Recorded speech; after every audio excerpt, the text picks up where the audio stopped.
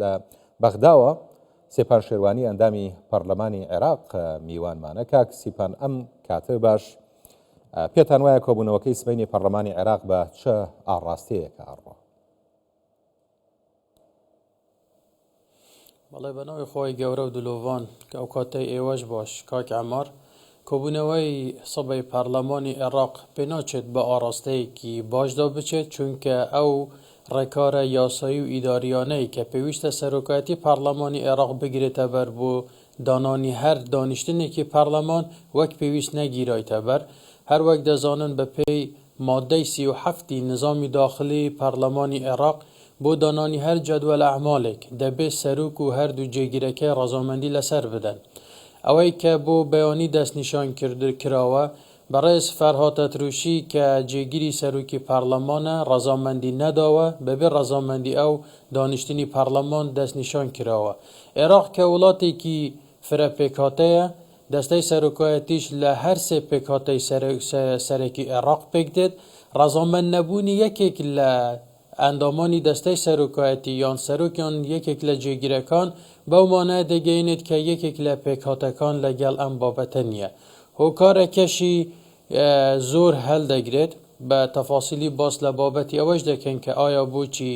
کورد یان پارتی یان فەرهاد ئەتروشی لەگەڵ ئەو جەدوەلە ئەعمالە نەبووە. بەڵام لەبارەی ئایا کە دانیشتنی بەیانی دەکرێت یان نە، دەمێنێتەوە سەر ئەوەی کە ئایا دەتوانن دوو لەسەر سێی نیسابی یاسایی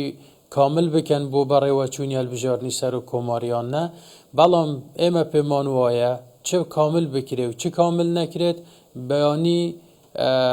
دانیشتنەکەی بەیانی پێگەی یاسایی نییە و ڕەنگە لە ئەگەر سەریش بگرێت تووشی توانجی یاسایی ببێت و کاردانەوەی لەسەر هەبێت. باش، ئێوە پەنابەن بۆ دادگا ئەگەر دانیشتنەکە ئەنجام درا و ئەوەی بەدڵتان نییە لەوێ ڕوو بدات؟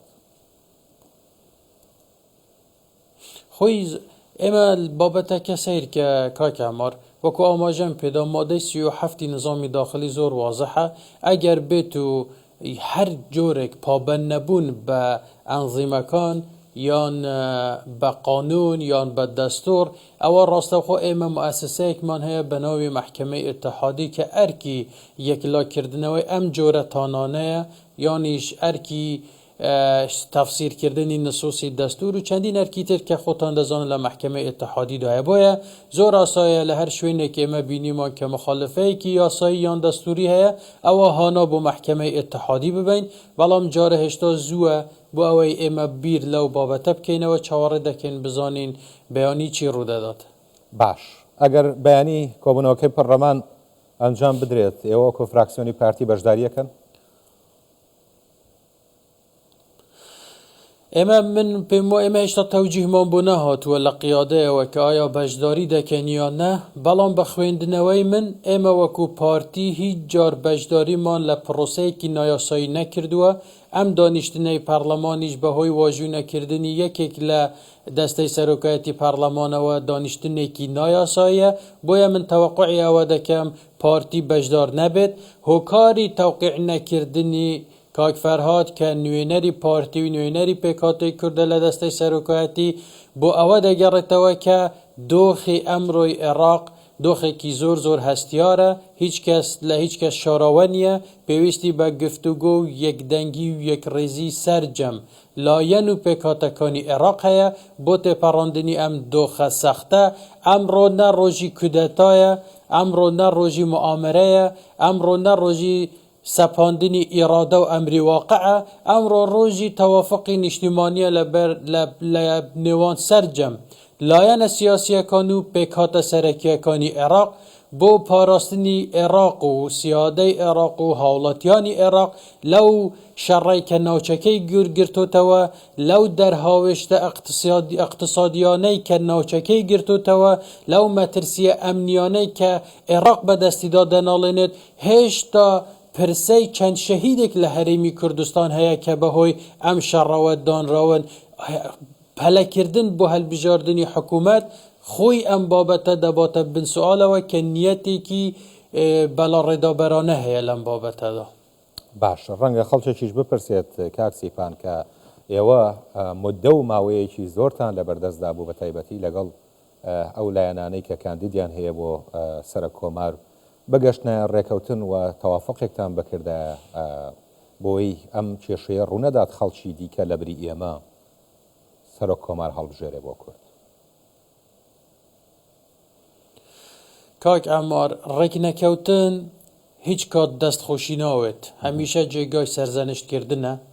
بەڵام با ئێمە واقعیش بین ئەمڕۆ تەنها کێشەی هەلنەبژاردننی سەرۆک کۆمار خودی سەرۆک کۆمار نییە بەڵکو کێشەیەکی گەورەتر هەیە سەرۆکی ئەنجومەنی وەزیران ئەمیش بابەتی مشتومڕە بە تایبەت دوای ڤیتۆ و پەیامەکەی دۆناڵد ترامپ لە دژی کاندیدی ئیتاری تەنسیقی بۆ وەرگرتنی سەرۆک وەزیران عێراق لە بەردەم دووڕیانێکی مەترسیداردایە دەزانی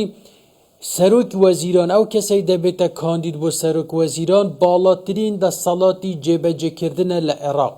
ڕنگدانەوەی لە سیاسەتی داخلی و خارجی عێراق و پەیوەندیە دووەلیەکانیشی دەبێت بۆیە ئەم بابەتە دەبێت بە هەستیاریەوە و بە وشیاریەوە مامەڵەی لەگەڵدا بکرێت